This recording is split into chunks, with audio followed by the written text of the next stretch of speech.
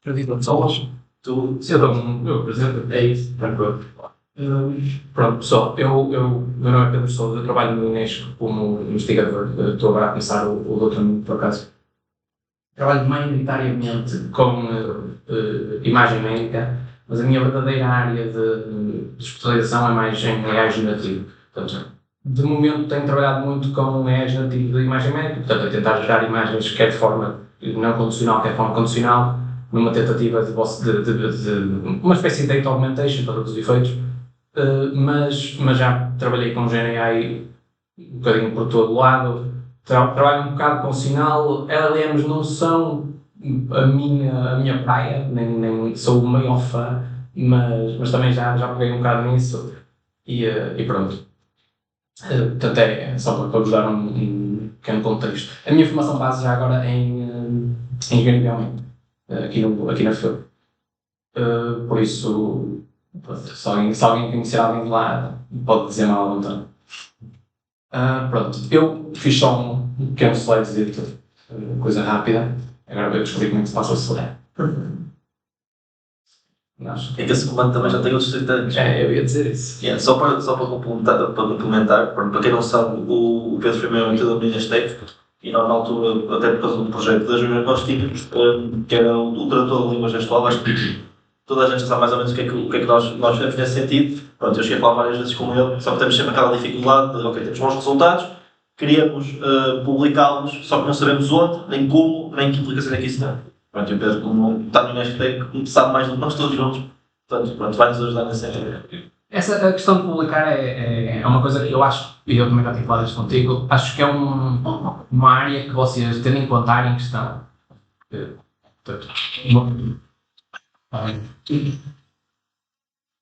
tendo em conta a área que vocês estão, que é, portanto, metade de vocês, se calhar, vai acabar por ir para a investigação, ou não façam isso à vossa vida, comigo não. Que também não quer. Mas acho que faria sentido vocês terem algum tipo de iniciação à investigação sem ser estágio. E há certas coisas, como por exemplo isto, não é? Mas há algumas coisas sobre o mundo académico que vocês não aprendem. Não é só ver jogos, produtos e efeitos.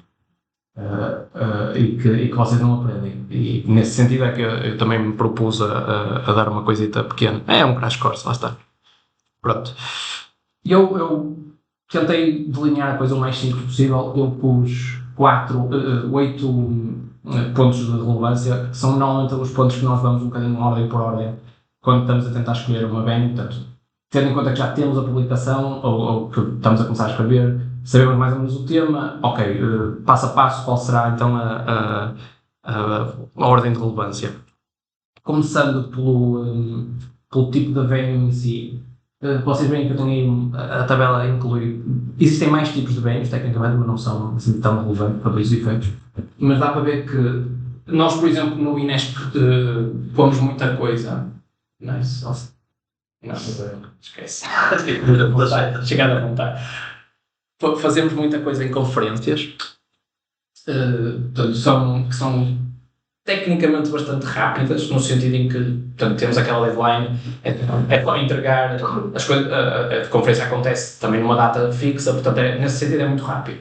Como quem diz, pode demorar na mesma para aí 9 meses juntos. Mas mesmo assim, isso vão ver que é pouco, para todos os efeitos. Só que em termos de qualidade do trabalho em si, é muito variável. Portanto, há conferências muito boas, conferências não tão boas, pronto. Normalmente, sempre que se fala de uma conferência é mais baixo do que um journal. Um journal continua a ser sempre o pico, quase. Pronto.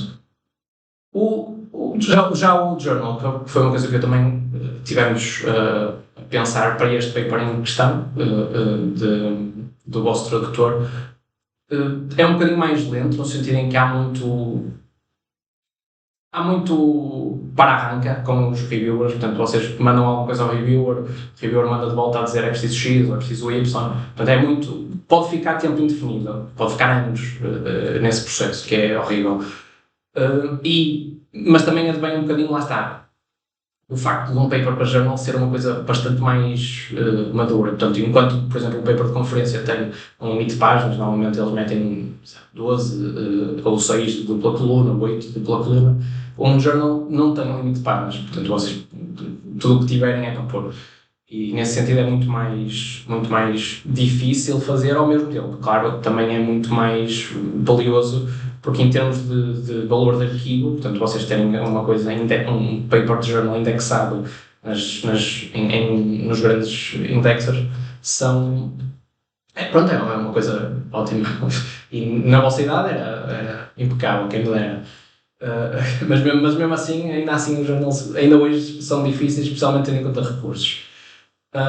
Pronto.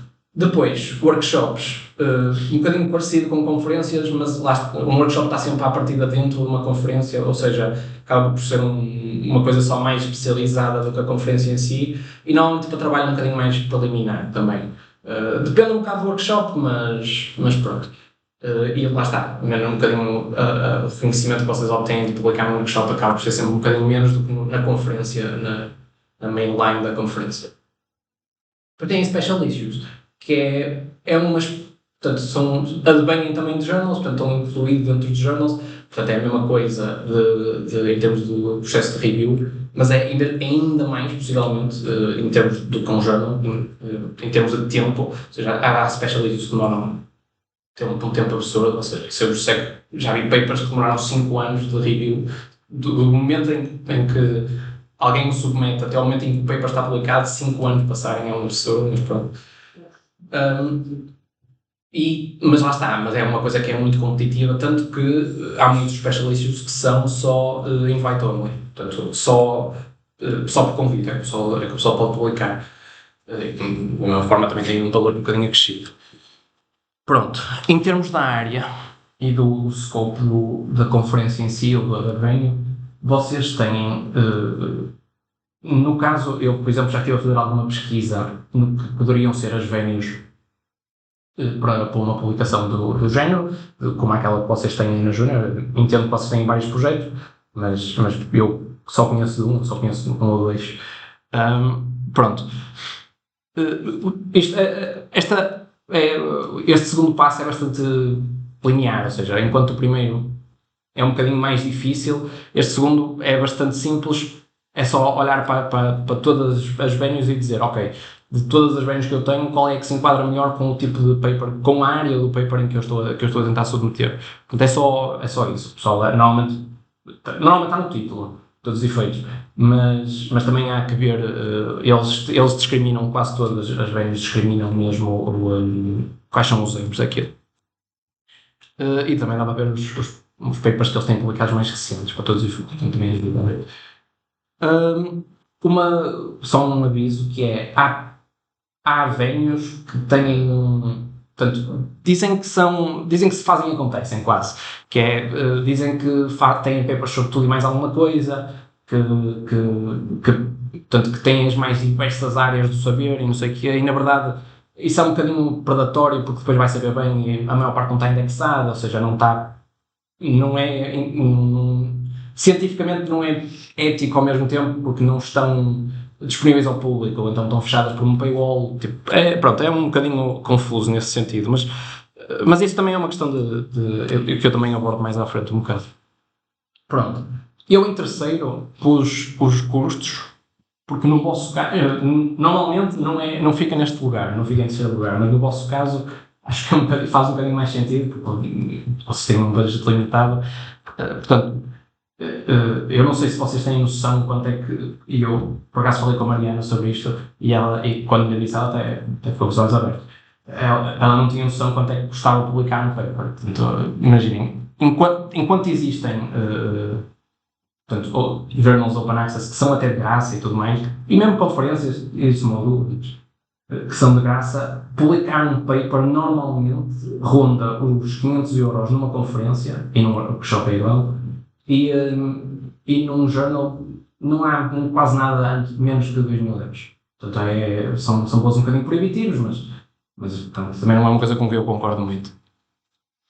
Fora tudo o que for viajar, se vocês tiverem que viajar para uma conferência ou mesmo para uma conferência que esteja associada ao jornal que vocês publicaram, pronto, é mais isso que vocês gastam. Sim, desculpa só interromper, porque há conferências que é obrigatório estar lá presente quando publicam. Sim, era isso que eu ia dizer, que é a maior parte das conferências, na verdade, têm uma no-show, que é, se tu não apareces, o paper não fica publicado. Os journals, às vezes, estão associados a conferências, se estiver, também normalmente vão ter, mas a maior parte nem faz muito isso, depende muito.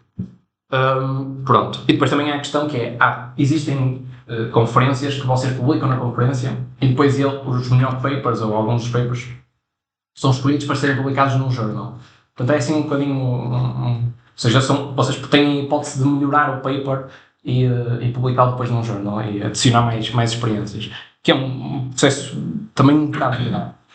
Mas pronto, mas a maior parte dos journals tem, lá está, estas APCs, que é Article Processing Cost, ou não sei o que é, charges, exato, que são, lá está, mais de 2.000 à partida. Portanto, eu lembro-me de ver, então se for coisas americanas é sempre, eu lembro-me de ver uma tipo 6.000 paus, uma coisa assim, tipo, valores absurdos.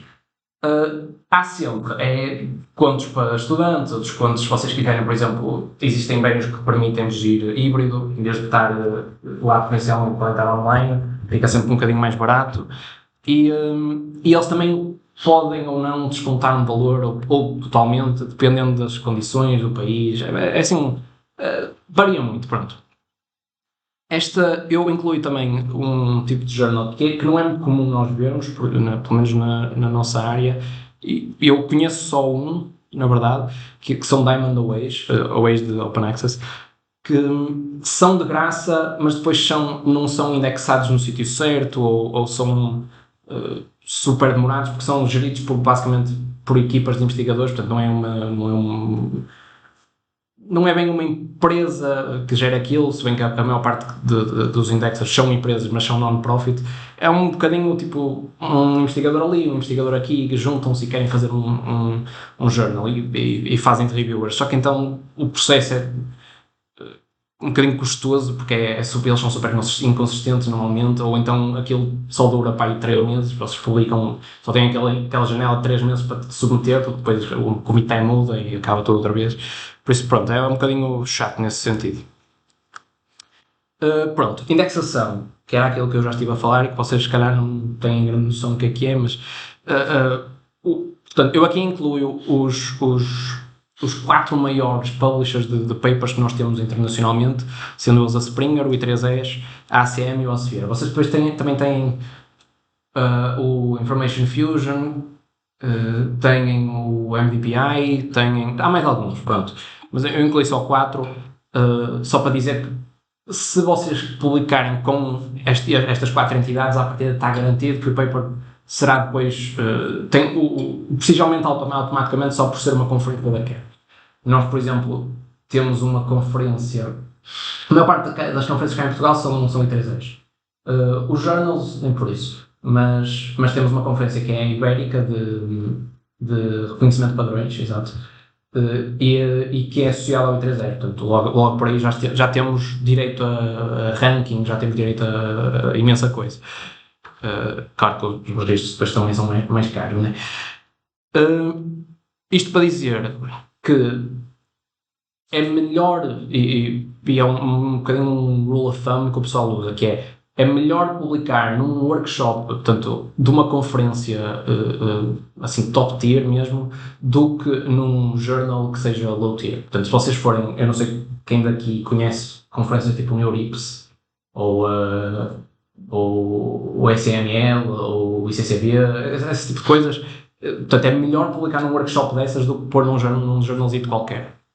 Normalmente. Depende muito, mas... e também há algumas conferências ou venues que têm má reputação, porque têm práticas pouco éticas.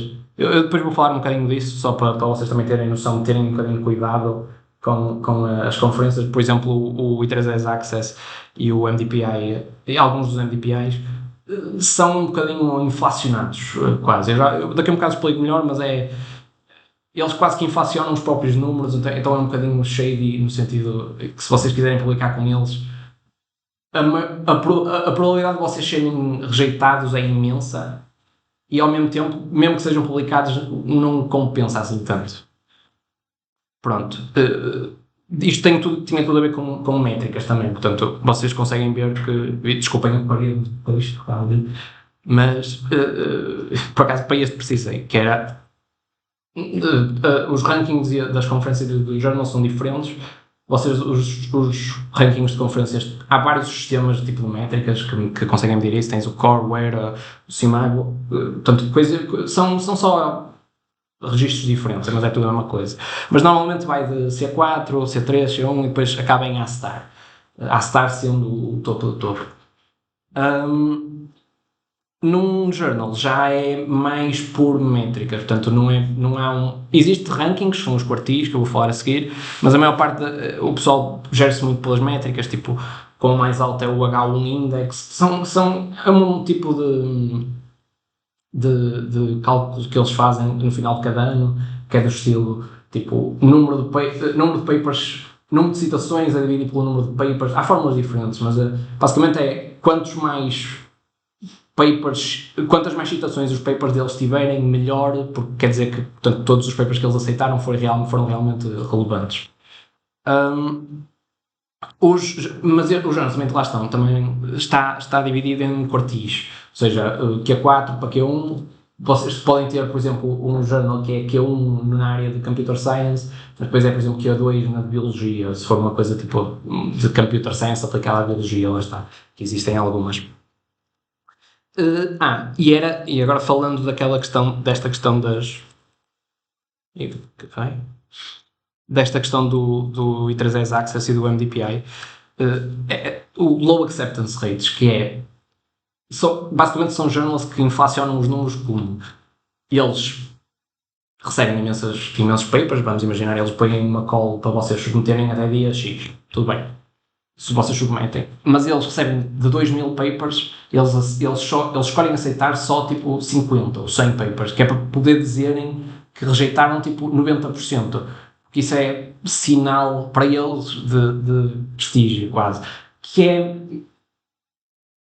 estranho, portanto, não faz muito sentido no caso, porque eles põem esse limite de propósito só para aumentar números, basicamente. Não é uma prática que nós consideramos muito ética no mundo científico, e que há alguns jornais grandes que os pequenos, uma boa quantidade deles também faz essa, mas os jornais grandes há alguns que também fazem, que nós consideramos que não é uma coisa muito...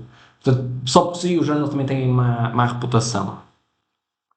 Pronto, em termos de deadlines, eu deixei aqui para o final, porque é aquele tipo de coisa que mesmo que o paper não esteja pronto, um gajo também faz o estico para estar, né? É um bocado isso. Se tivermos que fazer 2 diretas, fazemos 2 diretas. Basicamente as deadlines vocês, para a conferência normalmente tem aquela deadline que está feito, depois onde receber notificação sobre isso mais tarde. Para journals, os journals são publicados periodicamente, portanto as coisas vão andando e vão se publicando. Há muitos journals que são mensais. Vocês têm, até ao dia 31 vocês podem aceitar, e vai sair no issue daquele mês, basicamente. Pronto. Eu deixei aqui. O pessoal lá em casa se calhar não vai conseguir ver. Não? Não é isso. Só se queixou no Pinterest. Sim, tranquilo. Eu deixei aqui um exemplo só para vocês verem mais ou menos. Isto é um MDPI, é da MDPI, é o Sensors. É bastante bom o paper. Ao fim e ao cabo, eu não sei se está para ver muito bem, mas o Impact Factor é tipo 3.5, não é muito alto, mas é ok. O Site-Score também não é assim grande coisa. Indexado numa das maiores, que é a PubMed, vocês de certeza que já usaram para ver papers aqui e ali. E depois, se eu puxar para baixo um bocado, vocês veem logo que tem Open Access, a visibilidade, eles também falam que tem Scopus, tem Web of Science, tem PubMed, tem essas coisas todas. O rank do journal bem que diz, lá está, Q2 em instrumentos e instrumentação e Q1 em instrumentação. Lá está, são métricas diferentes, mas também falam do tempo de decisão, que é uma coisa importante, que é vocês verem quanto tempo é que eles demoram a dar uma resposta ao paper, que normalmente os journals tentam que seja menos que um mês, mas há journals que não seguem isso muito à regra, mas lá está, eles demoram 19 dias. Ou seja, vocês submetem, passados 19 dias, no máximo, vão receber uma resposta. Que é para também poderem organizar a vossa vida. Exato. E fora isso, assim, não é assim. Pronto, tem mais métrica, não sei se é negativo. Agora deixa eu trocar. Yeah. Pronto. Exato. Para o último também ficou a localização da venue. Portanto, enquanto. Isto é só para conferências, como é óbvio, ou para jornais que sejam associados a conferências, como eu já tinha dito, mas lá está, há sempre a questão que é, isto também tem a ver com os custos, porque vocês vão gastar dinheiro com a viagem, vão gastar dinheiro com a estadia, com tudo o resto, mais visas, dependendo do país. Não sei como é que está a América agora, mas eu não aconselhava, se vocês tiverem alguma venue lá. Pronto, e depois também há uma questão que é, e que nós sofremos um bocado cá em Portugal, que é competitividade. Vou usar um exemplo. Eu tive de fazer uma submissão agora há pouco tempo para uma conferência chinesa. E qual é o problema? A mesma conferência, quando é internacional, portanto global mesmo, quando a conferência está na Europa, os números, portanto o ranking da conferência é substancialmente mais baixo do que quando vai para a China. Ou seja, o pessoal na China tem uma dinâmica um bocadinho diferente. Os fundos deles não são os nossos. Então, quando está cá na Europa, o pessoal consegue submeter e até é aceito. Com alguma... Não é propriamente... o acceptance rate deles cá na Europa é para aí 35%, talvez, 35%. Na China desce para aí para 20%. Ou seja, automaticamente... E fica muito mais difícil submeterem uma conferência que seja lá, porque vai haver imenso pessoal de lá a concorrer. E isso é um bocadinho proibitivo no sentido em que eles... É um bocadinho difícil competir com eles. Então se for na Índia também é em Computer Science, pelo menos. É verdade. Não há como... É um facto. É um facto. E eles nesse aspecto são muito fortes. É claro. Pronto, e também já tinha falado da cena de poderem participar de forma virtual. Pronto, e por último, a transparência do processo de review. Eu não sei se vocês têm noção como é que funciona normalmente, mas portanto, há a submissão do paper, a primeira deadline, vocês têm que ler bem as guidelines, porque às vezes, por exemplo, há para a mesma conferência chinesa, eles tinham posto nas guidelines que era double blind. O que é que isso quer dizer? Double blind quer dizer que não pode... Blind só quer dizer que eu não sei quem são os reviewers, mas os reviewers sabem quem eu sou, porque tem lá o meu nome no paper. Double blind é eu não posso pôr o meu nome no paper, portanto eu tenho que ter todos os autores do paper e todas as alusões portanto, por exemplo, ao Unesco ou Portugal até, para eles não saberem de onde é que é, basicamente, que é para ser totalmente imparcial. Pronto. É um bocadinho estranho, porque eles às vezes são um bocadinho picuinhas, mas pronto. Nessa conferência nós submetemos 5 papers, se não me engano, 3 deles não seguiram deixaram lá os autores, e esses mesmos 3 foram negados no primeiro dia. Portanto, a conferência recebeu e no dia disse, não aceitamos. E não puderam fazer nada. Nem deixaram mudar sequer. Mas pronto. É o que eu digo, eles são muito picuinhas. Mas também é para aumentar números, lá está. Depois tem o processo de review, que é lá está o back and forth da coisa, que é, o reviewer vai pedir, num jornal o reviewer vai pedir, ok, agora faz esta correção aqui, ou agora faz mais experiências para demonstrar isto ou aquilo, portanto, faz sentido ou não faz. Pronto, é uma conversa, por todos os efeitos, só que dá muito trabalho. E depois tem o Camera Ready, que o pessoal normalmente não conhece muito bem este termo, mas é basicamente só a versão final do paper, é só, é para a câmara, lá está. É só a versão já com as reviews todas feitas. E depois a apresentação. Portanto, nas conferências normalmente ou é um póster ou para as melhores fica sempre uma apresentação oral. Das databases que vocês têm que são mais confiáveis, há mais algumas, mas têm estas 4, portanto o Scholar, o PubMed, o Scopus e o Web of Science. O Web of Science nós cá por acaso não usamos muito, mas também lá fora até é bastante grande.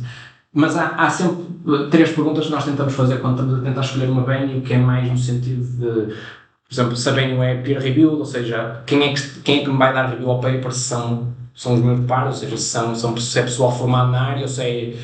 editores assim ao calhas, que eles às vezes escolhem, em jogos mais pequenos. Se tem um board com nomes mesmo, porque às vezes há muitos sites fake, vocês recebem muitos e-mails fake sobre conferências, é um scam muito estranho, mas existe. É tipo Príncipe da Nigéria, se põe no... Imagina, o valor que é quase. Depois, se o Open Access dele já mete dói no paper, se mete tanto para ficar indexado nestas databases que estão a ver aqui, e depois também eles vão publicando e dando update às estatísticas deles próprios, porque isso mostra que a conferência está a ser realmente gerida por pessoal de sério. Pronto, e foi isso. Eu deixei na apresentação, que depois será partilhada. Então tenho o meu e-mail e tenho 4 websites que eu uso bastante para ver rankings, conferências, deadlines. O Wiki e CFP é mais para deadlines, mas depois tem os outros dois que servem muito para ver métricas e rankings. Dá bastante jeito, no sentido em que está tudo condensado numa coisa. E também deixei esta venue list, que é uma coisa que eu uso e que é gerida por nós. E que vocês estão à vontade para usar. Portanto, eu acho que já te tinha mostrado, já? Por acaso não, eu agora fiquei surpreendido, por acaso. Pronto, isto nós usamos para o grupo, eu não me importo, é gerida está no meu Notion por acaso, portanto eu não me importo nada do que o pessoal use. Basicamente, vocês conseguem ver que tem as conferências, tem os links. Se eu abrir aqui um qualquer, vai dizer a data, as deadlines para a submissão, por exemplo. Pronto. É um guia um bocadinho completo. Para quem trabalha na nossa área, é uma coisa assim mais completa. Se alguém estiver a perguntar-se quanto trabalho isto dá, demasiado, mas também não sou só eu que faço, por isso, não é menos isso. Mas pronto, eu só para este ano, vocês conseguem ver aqui que tem 99 mais. Ou seja, se eu puxar para baixo, ainda vão ter muitos. Pronto, a maior parte são conferências, mas como eu disse que nós trabalhamos mais com isso, mas também tem muitos journals aqui, por exemplo, sem data. Pronto, e se quiserem também para ficar, portanto, se vocês quiserem usar isto à vontade, podem fazer um pedido para eu pôr uma venue. Portanto, vêm só aqui, preenchem o formulário e eu depois vejo e dou agree ou não e entra diretamente na base de dados. E é isso, da minha parte. João, não.